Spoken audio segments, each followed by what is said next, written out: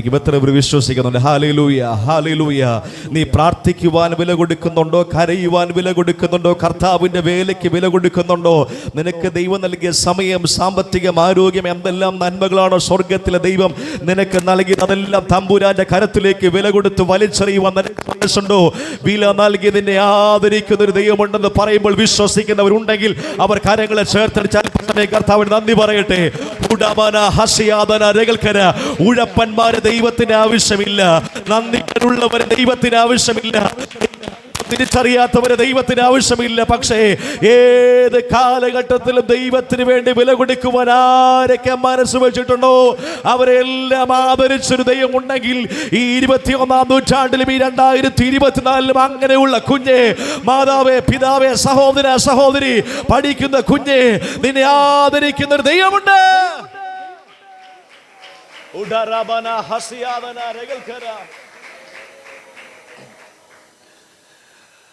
Rabindranath ടാഗോറിന് Nobel സമ്മാനത്തിന് അർഹമായ കൃതിക്ക് താൻ പറയുന്ന ഒരു കഥ എൻ്റെ ഹൃദയത്തിൽ ഓടി വരികയാണ്. ഒരിക്കൽ ഒരു യാചകൻ തൻ്റെ ഭിക്ഷപാത്രവുമായി യാചിക്കാൻ ഇറങ്ങി പോവുകയാണ്.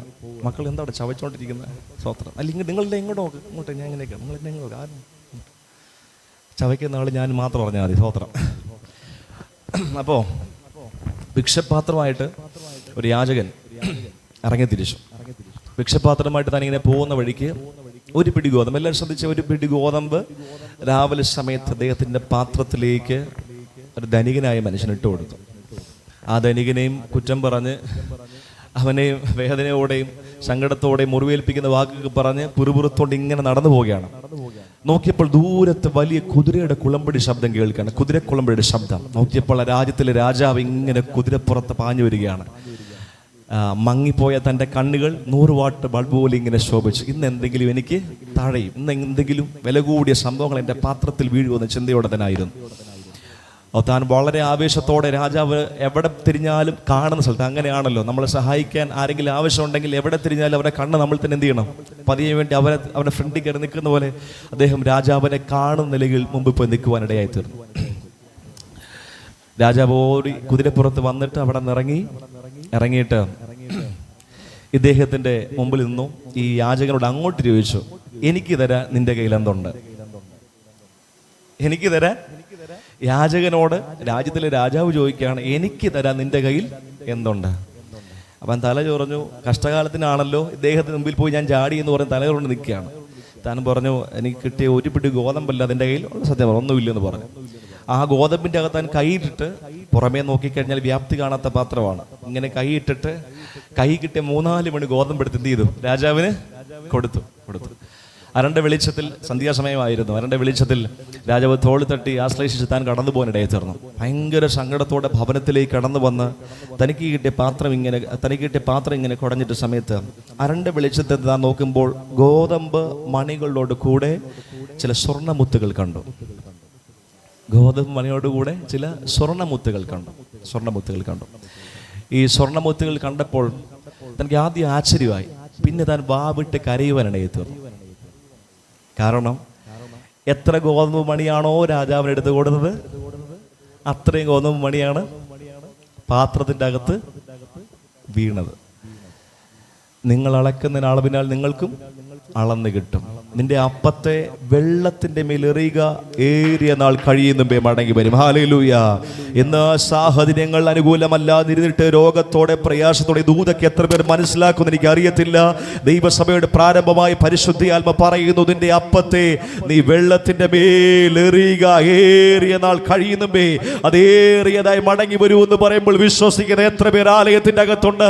നിന്റെ ബലഹീനമായ ആരോഗ്യത്തിന്റെ മധ്യേ, സാമ്പത്തിക ഞെരുക്കങ്ങളുടെ മധ്യേ, കൂട്ടായ്മയ്ക്ക് പോകാൻ പ്രയാസങ്ങളുടെ സാഹചര്യത്തിലും ആമേൻ വെമ്പലോടെ, കൊതിയോടെ, ആർത്തിയോടെ നീ ആലയത്തിലേക്ക് ഓടുന്നെങ്കിൽ, നീ പ്രാർത്ഥിക്കുന്നെങ്കിൽ, കരയുന്നെങ്കിൽ, ആലയം തുറക്കുന്നതിന് മുമ്പേ, കൂട്ടായ്മ തുടങ്ങുന്നതിന് മുമ്പ് തന്നെ പോയിരുന്ന് കരയുന്ന, പ്രാർത്ഥിക്കുന്ന സ്വഭാവം നിനക്കുണ്ടെങ്കിൽ, നിലവിളിക്കുന്ന ഒരു സ്വഭാവം നിനക്കുണ്ടെങ്കിൽ, പ്രിയ ദൈവകുഞ്ഞെ, നിന്നോട് പരിശുദ്ധാത്മാവ് പറയുന്നു, നീ എറിയുന്ന മുത്തുകൾ, നീ എറിയുന്ന അപ്പം അത് വൃഥാവല്ല, തമ്പുരാന്റെ കരത്തിലേക്കാണ് അത് കൊടുക്കുന്നതെങ്കിൽ അതേറിയ നന്മയെ മടങ്ങി വരും. എൻ്റെ സഭയിൽ ഒരു അങ്കിളുണ്ട്. ആ അങ്കിളിനെ കുറിച്ച് പറയാൻ എനിക്ക് ഹൃദയത്തിൽ ഒരു പ്രേരണ ഉള്ളത് കൊണ്ട് പറയാം.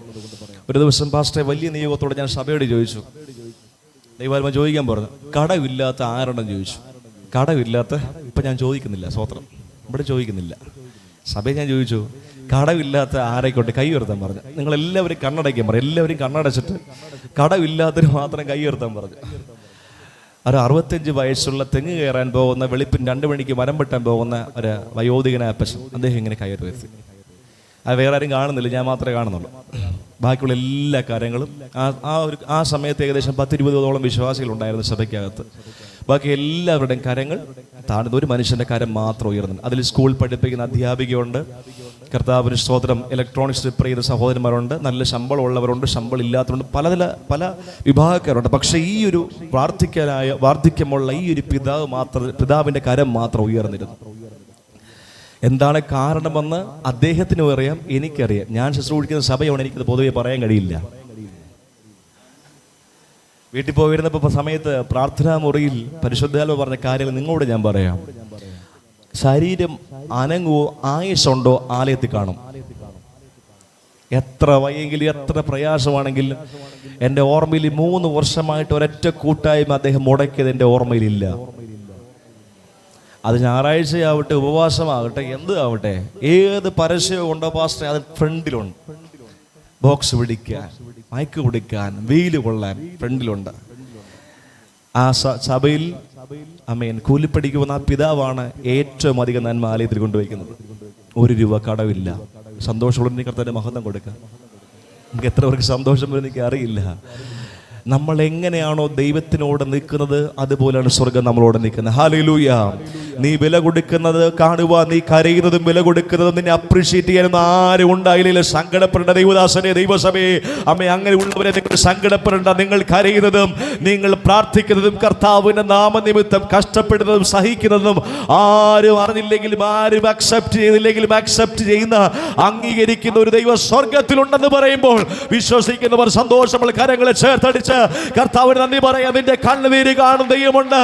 ആരും അറിയാതെ നീ കൊടുക്കുന്ന വില, ആരും അറിയാതെ നീ കൊടുക്കുന്ന സാമ്പത്തികം, ആരും അറിയാതെ നീ ദൈവത്തിന് കൊടുക്കുന്ന സമയം, അനേകർ ഉറങ്ങുമ്പോൾ നീ രാത്രി എഴുന്നേറ്റിരുന്ന് പ്രാർത്ഥിക്കുന്നത്, ആരോഗ്യം ചുറുക്കുമുള്ളവർ മിണ്ടാതെ ഭവനത്തിലിരിക്കുമ്പോൾ, ആരോഗ്യം നല്ലതല്ലാതിരിക്കെ, നല്ല സാഹചര്യമല്ലാതിരിക്കെ ട്രാക്റ്റുമായി കടന്നുപോയി സുവിശേഷം അറിയിച്ചത്, വെയിൽ കൊണ്ടത്, കരഞ്ഞത്, ആത്മാക്കൾ നേടുവാൻ വേണ്ടി നീ കൊടുത്ത വിലയെല്ലാം കാണുന്ന ഒരു സ്വർഗമുണ്ടെന്ന്.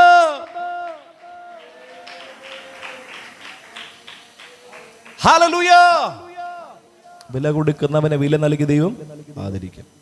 ഇന്ന് രാത്രികാലം ദൈവത്തിന്റെ ആത്മാവിൽ ഭരമേൽപ്പിച്ച ആത്മീയ ചിന്തകൾ കൈമാറി പ്രാർത്ഥനയോടെ അവസാനിപ്പിക്കാൻ കർത്താവിന്റെ കൃപയിൽ ശരണപ്പെടുകയാണ്. പ്രാരംഭമായി പത്രോസിന്റെ ജീവിതാനുഭവത്തിൽ നിന്നാണ് ഇന്ന് രാത്രികാലം സംസാരിക്കുവാൻ ദൈവാത്മാ വെളിവനെ ഭരമേൽപ്പിച്ചത്.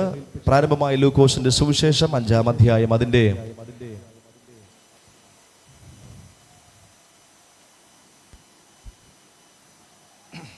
8-ാം വാക്യം വായിക്കാം. ലൂക്കോസ് 5:8.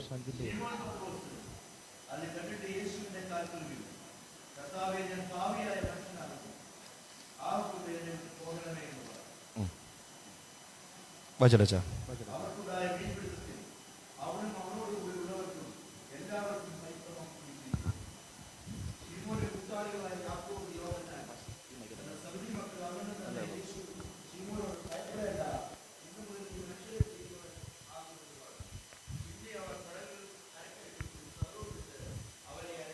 മതി, താങ്ക് യു. ശിഷ്യന്മാരിൽ ഒന്നാമനായിരിക്കുന്ന പത്രോസിനെ, മീൻപിടുത്തക്കാരനെ മനുഷ്യനെ പിടിക്കുന്നവനാക്കിയ ചരിത്രത്തിന്റെ ആദ്യ ഭാഗമാണ് നമ്മൾ ഇന്ന് ലൂക്കോസ് 5 വായിച്ചത്. ശൂന്യമായ പടകുമായി യേശു കർത്താവിന്റെ മുമ്പാകെ നിന്ന പത്രോസിന്റെ പടകിനെ സമൃദ്ധമായി യേശു കർത്താവ് നിറയ്ക്കുന്നു. ഒരു നമ്മുടെ ഭാഷയിൽ പറഞ്ഞാൽ ഒരു നെത്തോലി പോലും കയറാത്ത മീനിനെ, വമ്പൻ മീനുകളെ കൊണ്ട് കർത്താവ് നിറയ്ക്കുന്നു. നിറയ്ക്കുന്ന സമയത്ത് ദൈവത്തോട് താൻ പറയുന്ന വാക്കുകളാണ്, കർത്താവേ, ഞാൻ പാപിയായ മനുഷ്യനാകൊണ്ട് എന്നെ വിട്ട് പോകേണമേ. 2024 ചിലപ്പോൾ അപ്രകാരം അനുഗ്രഹം ഉണ്ടായിരുന്നെങ്കിൽ ചിലർ മനസ്സിലെങ്കിലും പറയും, എന്നെ അനുഗ്രഹിപ്പാൻ ഞാൻ യോഗ്യനാണ്, ഞാൻ യോഗ്യത ഉള്ളത് കൊണ്ട് എന്നെ അനുഗ്രഹിപ്പാൻ യോഗ്യതയുള്ളവനായതുകൊണ്ടാണ് ദൈവം എന്നെ അനുഗ്രഹിച്ചത്.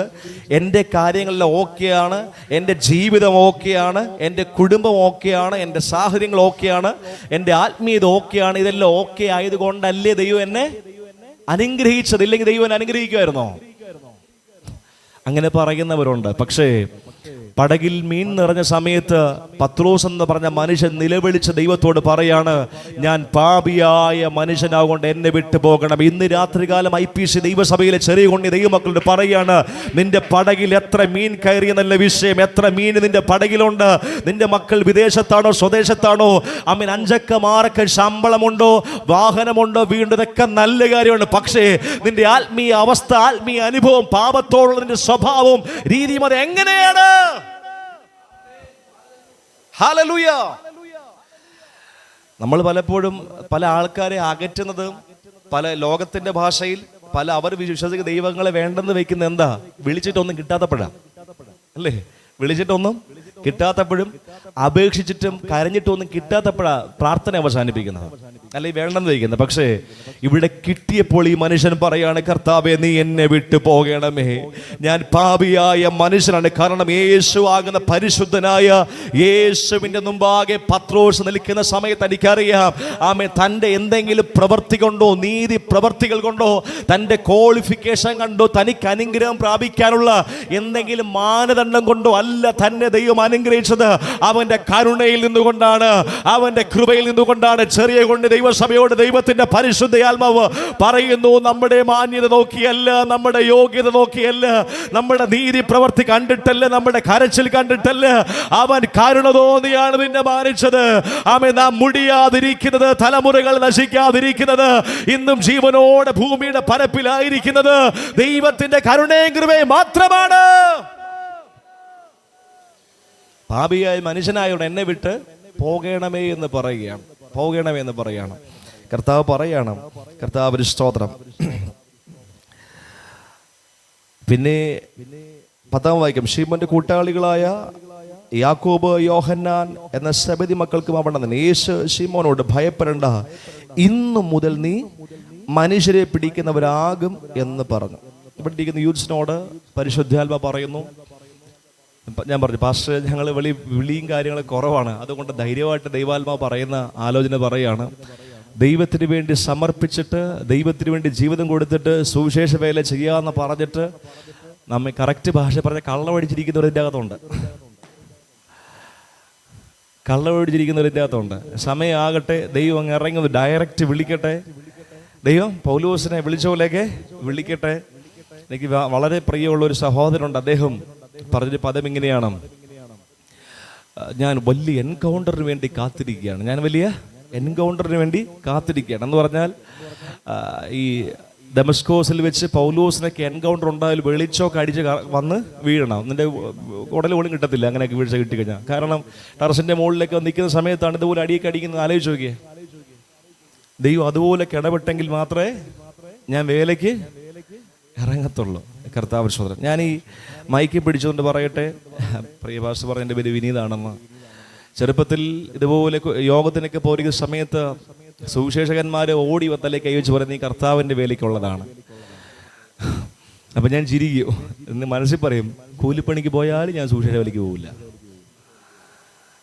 കൃപയാൽ 10 വർഷമായി ഈ പെട്ടകമെടുത്ത് കർത്താവിൻ്റെ നിൽക്കുന്നു. ഹല്ലേലൂയ. ഒരു യോഗ്യത എനിക്ക് പറയാനില്ല. പൗലോസ് പറഞ്ഞതുപോലെ ആ പാപികളിൽ ഞാൻ ഒന്നാമൻ. ഒരു യോഗ്യതയും പറയാനില്ല. പറയട്ടെ പ്രിയമുള്ളവരെ, കർത്താവിന് സ്തോത്രം.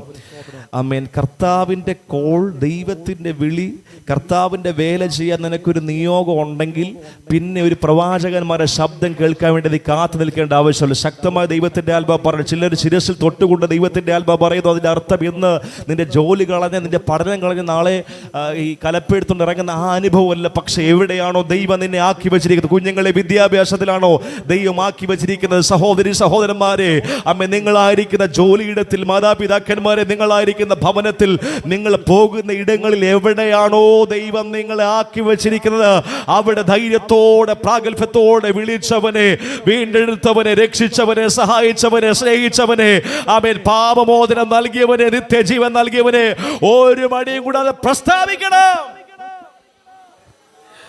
പാസ്റ്ററിനെ അറിയാമെന്നാണ് എൻ്റെ വിശ്വാസം. ഞങ്ങൾക്ക് ഏറെ സ്നേഹിക്കുന്ന ഉണ്ണികൃഷ്ണൻ പാസ്റ്റർ ചെറുപ്പം 47 വയസ്സ് പ്രായം മാത്രം. 47 വയസ്സ് പ്രായമുള്ള കർത്താവിൻ്റെ ദാസൻ മൃതശരീരനായി കിടക്കുകയാണ്.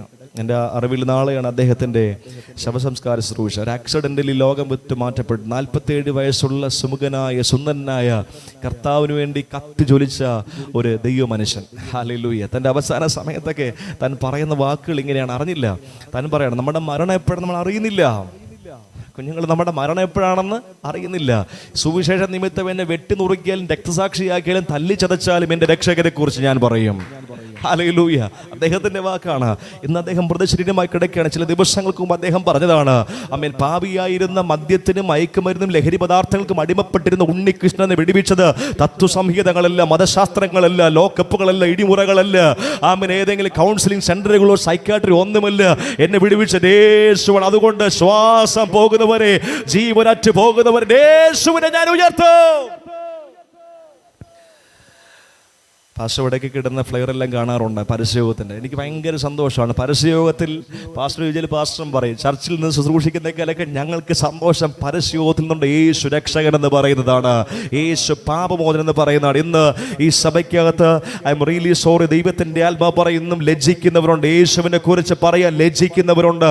യേശുവിൻ്റെ സ്നേഹത്തെക്കുറിച്ച് പറയാൻ ലജ്ജിക്കുന്നവരുണ്ട്. പഠിക്കുന്ന ഇടങ്ങളിൽ, യാത്ര ചെയ്യുന്ന ഇടങ്ങളിൽ, പോകുന്ന ഇടങ്ങളിൽ യേശുവിനെ സാക്ഷീകരിക്കാൻ ലജ്ജിക്കുന്നവർ ഇതിൻ്റെ അകത്തുണ്ട്. അവരെ നോക്കി ദൈവത്തിന്റെ ആത്മാവ് പറയുന്നു, ഒരു ട്രാക്ട് കൊടുക്കാൻ നീ ലജ്ജിച്ചാൽ, സുവിശേഷം പറയാൻ നീ ലജ്ജിച്ചാൽ, ഒരു വ്യക്തിക്ക് വേണ്ടി പ്രാർത്ഥിക്കാൻ ലജ്ജിച്ചാൽ, മരിക്കാൻ പോകുന്ന ഒരു വ്യക്തിയായിരിക്കും ചിലപ്പോൾ നീ കൊടുക്കുന്ന ഒരു തുണ്ട് പേപ്പർ കഷ്ണമുണ്ടല്ലോ, നീ പറയുന്നൊരു സ്നേഹത്തിന്റെ സന്ദേശമുണ്ടല്ലോ, അവനെ ജീവനിലേക്കും ജീവിതത്തിലേക്കും മടക്കിക്കൊണ്ടുവരും. അത് പറയുവാൻ നീ മടിച്ചാൽ, ലജ്ജിച്ചാൽ, മനുഷ്യപുത്രൻ തേജസ്സിൽ തന്റെ ദൂതന്മാരുമായി വരുമ്പോൾ അവരെ ചൊല്ലി ലജ്ജിക്കും. ഹല്ലേലൂയ. ഇത്രയും വലിയ പെരുത്ത മീൻകൂട്ടമായ സമയത്ത് ഇതെല്ലാം വിറ്റ് കിട്ടുന്ന പൈസയായിട്ട് ഇറങ്ങിക്കഴിഞ്ഞാൽ സേഫ് സോണല്ലേ പാസ്റ്റർ, കുറച്ച് സാമ്പത്തികമായി പിന്നെ ആരെ ആശ്രയിക്കേണ്ട ആവശ്യമൊന്നും ഇല്ലല്ലോ, കുറച്ച് ബാങ്ക് ബാലൻസ് ഒക്കെ ആയി എന്ന ചിന്തയുണ്ട്. ഇതൊക്കെ വിറ്റ് ഞാൻ കർത്താവിൻ്റെ വേല ചെയ്യാമെന്ന്, ഇതിൽ കിട്ടുന്ന സാമ്പത്തികം കൊണ്ട് ഞാൻ കർത്താവിൻ്റെ വേല ചെയ്യാമെന്ന്, കർത്താവ് ഞാൻ അങ്ങേക്ക് ഒരു ഉടമ്പടി ചെയ്തു. ഒന്നും പറഞ്ഞില്ല, സകലതും വിട്ട് അവന്റെ പുറകെ പോയി. ഹല്ലേലൂയ. ഇന്ന് രാത്രികാലം ദൈവത്തിന്റെ ദൈവസഭയോട് ദൈവാത്മാ പറയുന്നു, നിന്റെ സേഫ് സോണുകൾ വിട്ട് നീ ദൈവത്തിന് വേണ്ടി ഇറങ്ങ്. നിന്റെ സേഫ് സോണുകൾ വിട്ട് ദൈവത്തിന് വേണ്ടി ഇറങ്ങ്. ഇത് ശരിയായിട്ട് ഈ സാമ്പത്തിക വിഷയം ഒന്ന് മാറിയിട്ട്, ഈ സാമ്പത്തിക ഭാരം ഒന്ന് മാറിയിട്ട്, ഈ വിദ്യാഭ്യാസം ഒന്ന് കംപ്ലീറ്റ് ചെയ്തിട്ട്, ഇന്ന വിഷയം ഞാൻ ആഗ്രഹിക്കുന്ന ഇന്ന വിഷയം സാധിപ്പിച്ചിട്ട് ഞാൻ ദൈവത്തിന്റെ കാര്യം നോക്കാമെന്ന് പറയുന്നവരുണ്ട്. അവരോട് ദൈവത്തിന്റെ ആത്മാ പറയുന്നു, സമയം കിട്ടുമോ ഇല്ലെന്ന് എങ്ങനെ അറിയുന്നു? കോതമംഗലത്ത് എനിക്ക് പരിചയമുള്ള വളരെ സ്നേഹമുള്ള ഒരു പിതാവുണ്ട്, ബിജു എന്ന് അദ്ദേഹത്തിൻ്റെ പേര്. ഏകദേശം ഒരു മാസം 6 ലക്ഷം രൂപ വേണം തനിക്ക് പലിശ കൊടുക്കാൻ. ഇന്ത്യൻ ഓയിൽ പമ്പിൻ്റെ ഉടമസ്ഥനാണ് കോതമംഗലത്ത്. ഒരു മാസം 6 ലക്ഷം രൂപ പലിശ മാത്രം അദ്ദേഹത്തിന് കൊടുക്കണം. അതുപോലെ ലോണുകൾ ഓരോ ആഴ്ച DD ഉണ്ട്. പെട്രോൾ പമ്പിലൊക്കെ ഉള്ളവർക്ക് അറിയത്തുള്ളൂ, DD അടയ്ക്കാൻ 10-20 ലക്ഷമൊക്കെ ഉണ്ട് വേണ്ടത് ഒരാഴ്ചയിൽ. കോടികളുടെ ആസ്തിയുണ്ട്, കോടികളുടെ കടവുണ്ട്. കർത്താവിന് സ്തോത്രം. ഞാൻ അദ്ദേഹത്തെ പരിചയപ്പെടുന്ന അന്ന് പോലെ ഇന്ന് വരെ ഏകദേശം 2-3 വർഷമായി. ഇന്ന് വരെ അദ്ദേഹത്തിന് കടമൊന്നും പൂർണ്ണമായും തീർന്നിട്ടില്ല. വരും പോകും, ഇപ്പോഴും കടത്തിലാണ് നിൽക്കുന്നത്. പക്ഷേ എൻ്റെ പാസ്റ്ററെ, കൂട്ടായ്മയ്ക്ക് വരെ ഒരു മടിയില്ല. ഹല്ലേലൂയ. 1 മണിക്കൂറോളം വണ്ടി ഓടിച്ച്, 1 മണിക്കൂറോളം കോതമംഗലത്ത് നിന്ന് മൂവാറ്റൂർ വണ്ടി ഓടിച്ച് പപ്പയുടെ ചർച്ച വരുന്ന ഒരു മടിയില്ല. ഉപവാസ പ്രാർത്ഥന മുടക്കില്ല, കൂട്ടായ്മ മുടക്കില്ല. സ്തോത്രം. ഞാൻ പറയട്ടെ, ദൈവസഭയെ പലപ്പോഴും നമുക്ക് ദൈവത്തോടുള്ള തീഷ്ണതയും ആഗ്രഹമൊക്കെ പോകാൻ കാരണം എന്ന് പറഞ്ഞാൽ നമ്മുടെ അവസ്ഥകളൊക്കെ ദൈവം അങ്ങ് മാറ്റിയതുകൊണ്ടാണ്. ഹല്ലേലൂയ. പണ്ട് കാലത്ത് നമ്മുടെ പിതാക്കന്മാർ, എന്നെക്കാൾ ഉപരി പാസ്റ്റർക്ക് അറിയാം, എൻ്റെ പ്രിയ മാതാപിതാക്കന്മാർക്ക് വില കൊടുക്കുന്നവരൊക്കെ അറിയാം, പണ്ട് കാലത്ത് ചൂട്ടും കത് ചാലയത്തിൽ പോകാൻ എന്തില്ല, മടിയില്ല.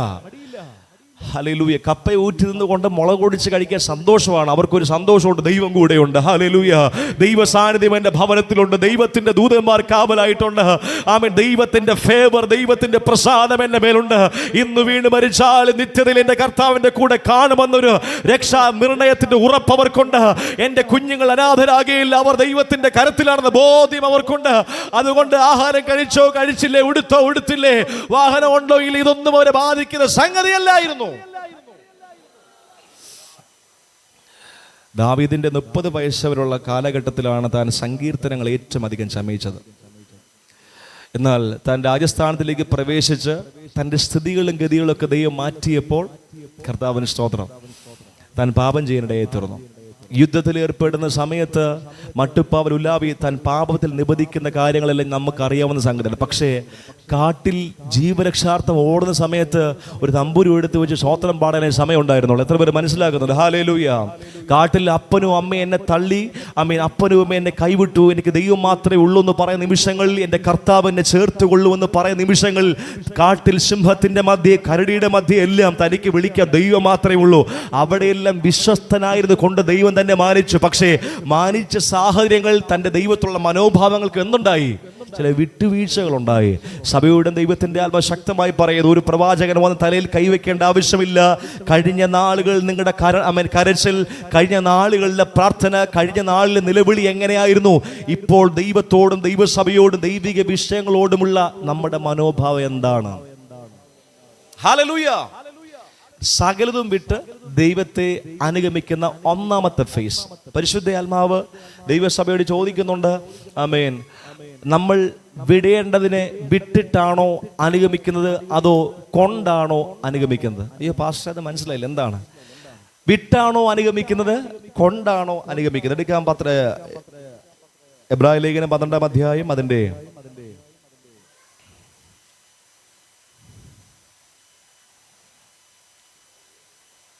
12 ഒന്ന് വായിച്ചാട്ടെ.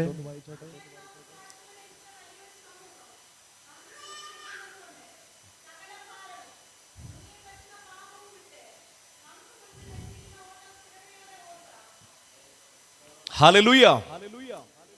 നമ്മുടെ ഓട്ടത്തിന് തടസ്സമാകുന്ന രണ്ട് പ്രധാനപ്പെട്ട സംഗതികൾ അപ്പോസ്തലൻ വരച്ച് കാണിക്കുകയാണ്. കർത്താവിന്റെ പുറകെ പോകാൻ പത്രോസ് സകലതും വിട്ട് കർത്താവിനെ അനുഗമിച്ചു. ഇവിടെ പറയാണ്, ആമേൻ, സകല ഭാരവും മുറുകെ പറ്റുന്ന പാപവും വിട്ട് കർത്താവിന്റെ പുറകെ നമ്മൾ എന്ത് ചെയ്യുക? ഓടുക. കർത്താവിനെ ലാക്കാക്കി നമ്മൾ ഓടുക. ഇന്ന് പെന്തക്കോസ്തിന്റെ വലിയ അപജയം എന്ന് പറഞ്ഞാൽ വിട്ടോടുകയല്ല, കൊണ്ടോടുകയാണ്. സ്തോത്രം. വിട്ടോടുകയല്ല, കൊണ്ടങ്ങ് ഓടുകയാണ്. കർത്താവിന് സ്വന്തം അറിയാം. എനിക്ക് എത്രയോ പ്രിയമുള്ളവരറിയാം, ഈ ഫ്ലൈറ്റിൽ ഇസ്രായേലിലും അമേരിക്കയിലൊക്കെ പോകുന്ന സമയത്ത് ഒത്തിരി ലഗേജ് വരും. ഇപ്പം എല്ലാവർക്കും അറിയാം, പണ്ടൊന്നും അറിയത്തില്ലായിരുന്നു. കാണുന്ന എല്ലാം കൂടെ ചാക്കിൻ്റെ അകത്ത് കയറ്റി എയർപോർട്ടിൽ പോകും അല്ലേ? എയർപോർട്ടിൽ പോകുന്ന സമയത്ത് ഒരു നിശ്ചിത പരിധിക്കുള്ളിൽ എന്ത് ചെയ്യാൻ കഴിയില്ല, ലോഡ് കൊണ്ടുപോകാൻ കഴിയില്ല. അത് ചിലപ്പം ഹാൻഡ് ബാഗിൽ 7 കിലോ ആയിരിക്കും, അല്ലാതെ നമ്മുടെ വലിയ ബാഗിൻ്റെ അകത്ത് 21 കിലോ ആയിരിക്കും, 21 കിലോ ആയിരിക്കും. അതിനപ്പുറം എന്ത് ചെയ്യാൻ പറ്റില്ല. എത്ര വലിയ സംഭവമാണെങ്കിൽ അത് കട്ടൗട്ട് ചെയ്ത് നമ്മൾ എന്താക്കണം, ആ പറഞ്ഞിരിക്കുന്ന അളവാക്കിയെങ്കിൽ മാത്രമേ കൊണ്ടുപോകാൻ കഴിയത്തുള്ളൂ. അതോടൊപ്പം എനിക്കുണ്ടായ ഒരു രസകരമായ സംഭവം ഞാൻ പറയാം. ഒരു ദിവസം എയർപോർട്ടിൽ ചെക്കിങ്ങിൻ്റെ സമയത്ത് പോകുമ്പോൾ എൻ്റെ ബാഗ് ഇങ്ങനെ ആ ചെക്കിങ്ങിൻ്റെ അവിടെ കൂടെ ഇങ്ങനെ പോകുന്ന സമയത്ത് ബി ശബ്ദം. ഞാൻ പേടിച്ചു പോയി. ആരെങ്കിലും പണി വെച്ചോ ഞാൻ പേടിച്ചു പോയി. നോക്കി ബി ശബ്ദം. എന്നെ ഇനി വരാൻ പറഞ്ഞു. എന്നെ വിളിച്ച് അവിടെ പോലീസ് ഓഫീസർ, ചെക്കിങ്ങിലിരിക്കുന്ന പോലീസ് ഓഫീസർ വിളിച്ച് ബാഗ് തുറന്നു. എന്നിട്ട് ഓരോ സംഭവം എടുത്തിട്ട് അതിൻ്റെ അകത്ത് നിന്ന് നൈൽ കട്ടർ എടുത്ത് കാണിച്ചു. നഖം വെട്ടി എടുത്ത് കാണിച്ചു. ദിസ് ഈസ് നോട്ട് അലൗഡ് എന്ന് പറഞ്ഞു. ഇത് അലൗഡ് അല്ലെന്ന് പറഞ്ഞു. നമ്മൾ സാർ എനിക്ക് അറിയില്ലായിരുന്നു പറഞ്ഞു. ഓക്കെ. എന്നിട്ട് അദ്ദേഹം ചെയ്ത് കഴിയുമ്പം ആ നൈൽ കട്ടറിൻ്റെ കത്തിയുടെ ഭാഗമല്ലേ, കത്തി ഇങ്ങനെ തുറന്നിട്ട് ഒരു ക്ലിപ്പിക്ക് എഴുതി ഓടിച്ചിട്ട്, കുഞ്ഞു കത്തിയില്ലേ, നെയിൽ കട്ടറിൻ്റെ അകത്തിരിക്കുന്ന ഇത്രയുള്ള സാധനം, അത് ഓടിച്ചിട്ട് കൈ തന്നു. ഞാൻ സന്തോഷത്തോടെ ബാഗ് വാങ്ങിച്ചു. പരിശുദ്ധാത്മ ശാന്തമായി സംസാരിച്ചു. എടാ മക്കളെ, ഡൊമസ്റ്റിക് ഫ്ലൈറ്റാണ്, ഇന്റർനാഷണൽ ഫ്ലൈറ്റ് പോലുമല്ല, ഡൊമസ്റ്റിക് ഫ്ലൈറ്റ്, ഇന്ത്യക്ക് അകത്തുള്ള ഫ്ലൈറ്റാണ്. ഇന്ത്യ എന്ന് പറയുന്ന രാജ്യത്തിൻ്റെ അകത്ത് സഞ്ചരിക്കുന്ന ഒരു ഫ്ലൈറ്റിന് ഇത്രമാത്രം ചെക്കിംഗ് ഉൾപ്പെടെയാണ് കടത്തി വിടുന്നതെങ്കിൽ, സ്വർഗത്തിലേക്ക് പോകുന്ന കാഹളം ധ്വനിക്കുമ്പോൾ ഉയർക്കുന്ന റിഖമന ഹസിയാദന രഗൽക്കര കാഹളം ധ്വനിക്കുമ്പോൾ ഉയർക്കുന്ന സ്വർഗത്തിൻ്റെ സഭ, ക്രിസ്തുവിൻ്റെ സഭയാകുന്ന ശരീരത്തെ എത്രമാത്രം പ്യൂരിഫിക്കേഷനിലൂടെ, എത്രമാത്രം ശോധന ചെയ്ത്, എത്രമാത്രം അതിനെ വിചിന്തനം ചെയ്താണ്, ശോധന ചെയ്താണ്, എത്രമാത്രം അതിനെ പണി കഴിപ്പിച്ചാണ്, ചെക്കിൻ ചെയ്താണ് സ്വർഗത്തിലേക്ക് നമ്മളെ കൊണ്ടുപോകുന്നത്. സന്തോഷമുള്ളവരുണ്ടെങ്കിൽ അവർ മാത്രം കർത്താവിന്റെ മഹത്വം കൊടുത്തത്. ഹല്ലേലൂയ. നിലനിൽക്കാത്ത നശിച്ചു പോകുന്ന രാജ്യത്തിൽ സഞ്ചരിക്കാൻ എത്രമാത്രം മാനദണ്ഡങ്ങൾ, ക്രൈറ്റീരിയകളൊക്കെ ഉണ്ടെങ്കിൽ നിലനിൽക്കുന്ന ദൈവരാജ്യത്തിലേക്ക് ഞാനും നിങ്ങളും പ്രവേശിക്കുക. എനിക്ക് ഒത്തിരി സന്തോഷമായി.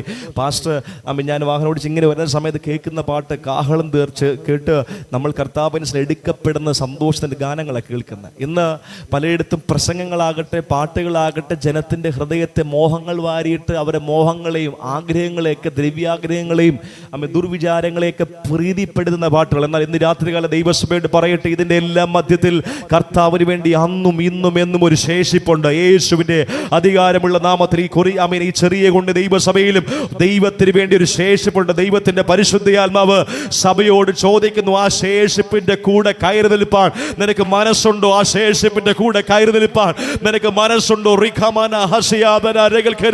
കർത്താവിന് വേണ്ടി ഒരുങ്ങുന്ന ശേഷിപ്പിൻ്റെ കൂടെ, വില കൊടുക്കുന്ന ശേഷിപ്പിൻ്റെ കൂടെ, കർത്താവിന് വേണ്ടി ഒരുങ്ങുന്ന ശേഷിപ്പിന്റെ കൂടെ, ആത്മഭാരമുള്ള ഒരു ശേഷിപ്പിന്റെ കൂടെ,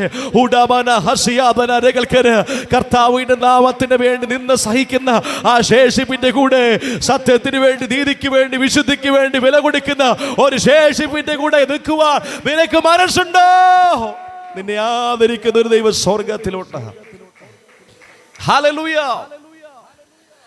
അങ്ങനെ ഈ വിളി കേട്ട് ഇറങ്ങിയപ്പോൾ സകലം വിട്ടായിരുന്നു. ഞാൻ പറയട്ടെ പ്രിയമുള്ളവരെ, സ്വർഗത്തിലേക്ക് പൊങ്ങുന്ന ഒരു കാനഡയിലേക്കോ യു കെയിലേക്കോ പൊങ്ങുന്ന ഫ്ലൈറ്റിന്റെ കാര്യമില്ല. സ്വർഗത്തിലേക്ക് ഉയർന്ന കാഹളം കേൾക്കുമ്പോൾ പൊങ്ങുന്ന ദൈവസഭയാകുന്ന ഫ്ലൈറ്റിൽ ഞാൻ നിങ്ങൾ ഇത് കയറണമെങ്കിൽ ഈ രണ്ട് ഭാരവും നമുക്ക് പാടില്ല. സകല ഭാരവും മുറുകെ പറ്റുന്ന, നമ്മൾ വിട്ടിട്ട് നമ്മളെ വിടാത്ത പാപങ്ങൾ, നമ്മൾ വിട്ടിട്ട് നമ്മളെ വിടാത്ത ബന്ധങ്ങൾ. ഹല്ലേലൂയ. യേശുവിൻ്റെ അധികാരമുള്ള നാമത്തിൽ നമ്മൾ വിട്ടിട്ടും നമ്മളെ വിടാത്ത ബന്ധങ്ങൾ, നാം വിട്ടിട്ട് നമ്മളെ പുറകെ ചെല്ലുന്ന, പുറകെ പിൻപറ്റി മാടി മാടി വിളിക്കുന്ന മുറുകെ പറ്റുന്ന പാപങ്ങൾ, കുഞ്ഞെ അതിൻ്റെ നാശത്തിനാണ്, അതിൻ്റെ തകർച്ചയ്ക്കാണ്. യേശുവിൻ്റെ അധികാരമുള്ള നാമത്തിൽ ദൈവസഭയെ നോക്കി പ്രവചനാത്മാവ് ദൈവസഭ പറയുന്നു, മുഖം മൂടിയിട്ട് ദൈവസഭയ്ക്കകത്തിരിക്കുന്നവരുണ്ട്. കർത്താവിന്റെ ദാസൻ കാണുകയെ, മാതാപിതാക്കന്മാർ കാണുകയെ, ആമേൻ, വേണ്ടപ്പെട്ടത് കാണുകയെ, ഒരു രൂപവും ആമേൻ മറ്റത്തൊരു മറുപുറത്ത് വേറെ രൂപം കാണിക്കുന്നവർ ആലയത്തിനകത്തുണ്ടായ റിയലി സോറി. വചനം പറയുന്നു, ദൈവത്തെ മറക്കുന്നവരെ ഇതോർത്തുകൊള്ളുവിൻ. ആമേൻ. ദൈവത്തെ മറക്കുന്നവരെ ഇതോർത്തുകൊള്ളുവിൻ. നിങ്ങളെ കീറിക്കളെ വിടുവിപ്പാൻ ആരുമുണ്ടാകില്ല, വിടുവിപ്പാൻ ആരുമുണ്ടാകില്ല, രക്ഷിപ്പാൻ ആരുമുണ്ടാകില്ല.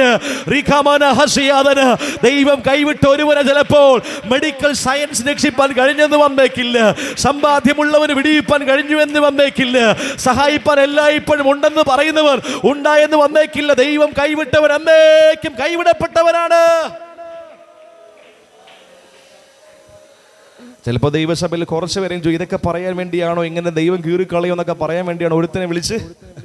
നോ, ഞാൻ പറയട്ടെ, എല്ലാവരെയും കാര്യമില്ല. I am really sorry. മത്സരിക്കുന്ന ഒരു സഭയ്ക്കകത്തുണ്ട്.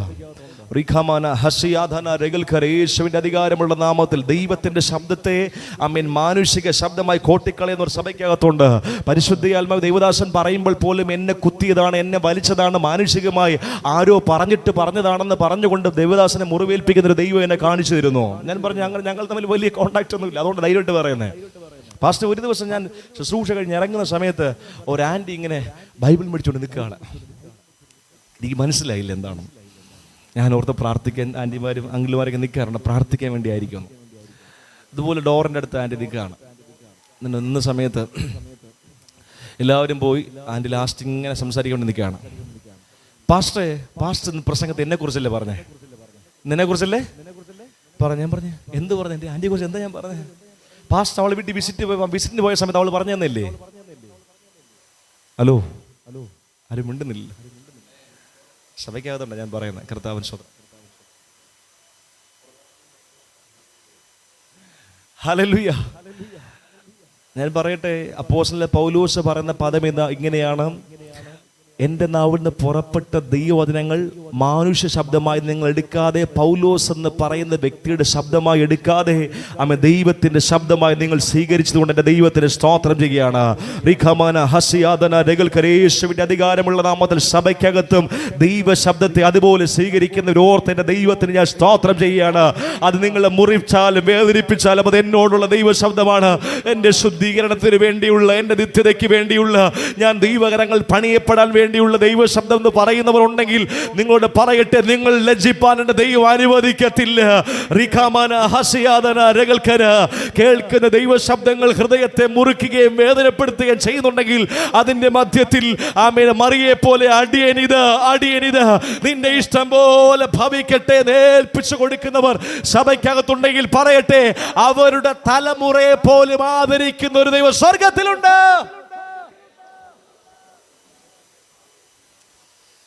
നമ്മൾ ദൈവാത്മാവരുടെ ശബ്ദം അതുപോലെ ഞാൻ കൈമാറണം. പിറുപിറുക്കുന്ന മാതാപിതാക്കന്മാരും കുറ്റം പറയുന്ന മാതാപിതാക്കന്മാരും ദൈവദാസന്റെ അല്ലെങ്കിൽ അയൽവക്കക്കാരുടെ കുറ്റം പറയുന്ന സ്വഭാവം നമുക്കുണ്ടെങ്കിൽ നമ്മുടെ മക്കൾക്ക് എങ്ങനെയായിരിക്കും? പൗലോസ് പറയാണ്, ആ വിശ്വാസം ആദ്യം നിന്റെ അമ്മ ലോബിസിലും നിന്റെ വലിയമ്മച്ചി ലോബിസിലും നിന്റെ അമ്മ യൂനിക്കയിലും കണ്ടിരിക്കുന്നു, നിന്നിലുണ്ടെന്ന് ഞാൻ ഉറച്ചിരിക്കുന്നു. തലമുറ ജനറേഷൻ മാറുമ്പോൾ പാസ്റ്റർമാരെ ഞങ്ങൾക്കറിയാം, വിശ്വാസം ഭയങ്കര പീക്കായിട്ടും ഭയങ്കര തീഷ്ണതയോടൊന്നും അല്ല വരുന്നേ, കുറഞ്ഞാ വരുന്നേ.